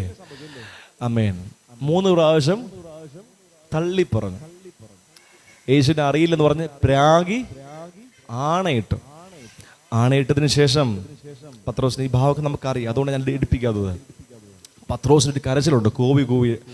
കോഴി കൂവിയപ്പോൾ ഒരു കരച്ചിലുണ്ട്. ഒരു വേദമുണ്ടെന്ന് പറഞ്ഞത് ഇങ്ങനെയാണ്: യൂദാസ് ഒറ്റിക്കൊടുത്തതിന് ശേഷം തൂക്കുകയറിലേക്ക് ഓടി ഓട്ടം ക്രൂശെങ്കിലേക്ക് ഓടിയിരുന്നെങ്കിൽ അവരും രക്ഷ പ്രാപിച്ചേനെന്ന്. ഹല്ലേലൂയ. ഞാൻ വിശ്വസിക്കുന്ന വചനം പഠിപ്പിക്കുന്നു, യൂദ ചെയ്തതിനേക്കാളും വലുതാണ് പത്രോസ് ചെയ്തത്. 3.5 വർഷം പത്രോസ് യേശുവിനെ അറിഞ്ഞതുപോലെ യൂദ യേശുവിനെ അറിഞ്ഞില്ല. പത്രോസ് യേശുവിനെ അറിഞ്ഞതുപോലെ, യേശുവിനെ എക്സ്പീരിയൻസ് ചെയ്ത പോലെ, ദൈവമഹത്വം കണ്ടതുപോലെ മറുരൂപ മലയിലെ കണ്ട് ദൈവമഹത്വം ഉണ്ട്. അത്രമാത്രം ഒന്നും യൂദ എന്ത് ചെയ്തില്ല, എക്സ്പീരിയൻസ് ചെയ്തിട്ടില്ല. നിങ്ങൾ തന്നെ ചിന്തിച്ചു നോക്കേ, നിങ്ങളുടെ കൂടെ ഒരു 12 സുഹൃത്തുക്കളിൽ വളരെ അടുപ്പമുള്ള 2-3 സുഹൃത്തുക്കൾ ഒരാൾ നിങ്ങളെ ഒറ്റിക്കൊടുക്കുന്നു അല്ലെങ്കിൽ തള്ളിപ്പറയുന്നു. അത്രമാത്രം ബന്ധമില്ലാത്ത ഒരു വ്യക്തി നിങ്ങളെ ഒറ്റിക്കൊടുക്കുന്നു. നിങ്ങൾ ഏറ്റവും കൂടുതൽ നിങ്ങളുടെ ഹൃദയത്തെ ബ്രേക്ക് ചെയ്യുന്നത്, പെയിൻ ഉണ്ടാക്കുന്നത്, വേദന ഉണ്ടാക്കുന്നത് ഏറ്റവും അടുത്ത് നിൽക്കുന്ന സഹോദരൻ തള്ളിപ്പറയുന്നതാണ്. പക്ഷെ ശ്രദ്ധിക്കണം പ്രിയമുള്ളവരെ, യേശു ആ രക്തം വാർന്നൊലിച്ച് പത്രോസ് നോക്കുമ്പോൾ നിലവിളിച്ചൊരു നിലവിളിയുണ്ട്. ഇന്ന് രാത്രികാലം പരിശുദ്ധിയാൽ ഒരു ഓട്ടർ കോൾ നിങ്ങൾക്ക് തരികയാണ്. ഈ കേൾക്കുന്ന ദൈവശബ്ദത്തോട് പ്രതികരിക്കാൻ മനസ്സുള്ള എത്ര പേരുണ്ട്? കരഞ്ഞ് മടങ്ങി വരുവാൻ മനസ്സുള്ള എത്ര പേരുണ്ട്? റിഖമന ഹസിയ ചില ദൂതുകൾ ദൈവസഭയോട് പറയാണ്, കുഞ്ഞെ, നിന്റെ ബിസിനസ് പരാജയപ്പെടാൻ കാരണം നീ നിന്റെ വഴിക്ക് ദൈവത്തിന്റെ വഴിയെ പോകാതെ നീ ബോധിച്ച വഴിയെ പോയത് കൊണ്ടാണ് സാമ്പത്തികമായി പരാജയപ്പെടാൻ കാരണം. റിഖമന ഹസിയാധന രഗൽക്കര മക്കൾ നിനക്കെതിരെ വിരൽ ചൂണ്ടുവാൻ കാരണം നീ ദൈവത്തെ അനുസരിക്കാത്തതുകൊണ്ട് നിന്റെ മക്കൾ നിന്നെ അനുസരിക്കുന്നില്ല. റിഖമന ഹസിയാധന രഗൽക്കര യേശുവിന്റെ അധികാരമുള്ള നാമത്തിൽ ദൈവ ശബ്ദം കേൾക്കുവാൻ മനസ്സ് വെക്കാത്തത് കൊണ്ട്, ദൈവത്തിന്റെ വഴി നടക്കാൻ മനസ്സിൽ വെക്കാത്തത് കൊണ്ട്, ദൈവത്തിന്റെ ഹിതം തിരിച്ചറിഞ്ഞ് അതിന് പ്രകാരം ചുവട് വയ്ക്കുവാൻ മനസ്സില്ലാത്തത് കൊണ്ടാണ് എന്റെ പരാജയത്തിന്റെ കാരണങ്ങൾ തിരിച്ചറിഞ്ഞ് വാ. നിന്നെ ഉയർത്തുന്ന ഒരു ദൈവമുണ്ട്, ശുശ്രൂഷയുടെ വലങ്കരം തരുന്ന ഒരു ദൈവമുണ്ട്. നീ സ്വപ്നം കാണുന്ന നിലകളിൽ, നീ സ്വപ്നത്തിൽ പോലും ചിന്തിക്കാത്ത നിലകളിൽ നിന്നെ കൊണ്ടുപോകുന്ന ഒരു ദൈവമുണ്ടെന്ന്. ഹല്ലേലൂയ. അവസാനത്തെ ദൂതുകൂടെ പറഞ്ഞ പ്രാർത്ഥനയോട് ഇന്നത്തെ രാത്രി ശുശ്രൂഷയിൽ വിരാമം കുറിക്കുവാൻ കർത്താവിൽ ശരണപ്പെട്ട് എടുക്കാം. യോഹന്നാന്റെ സുവിശേഷം അതിന്റെ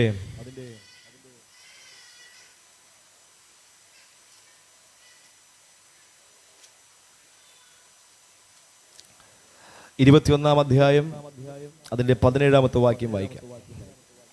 17-18. മൂന്നാമതും അവനോട് എന്ന് പറഞ്ഞാൽ പത്രോസിനോട്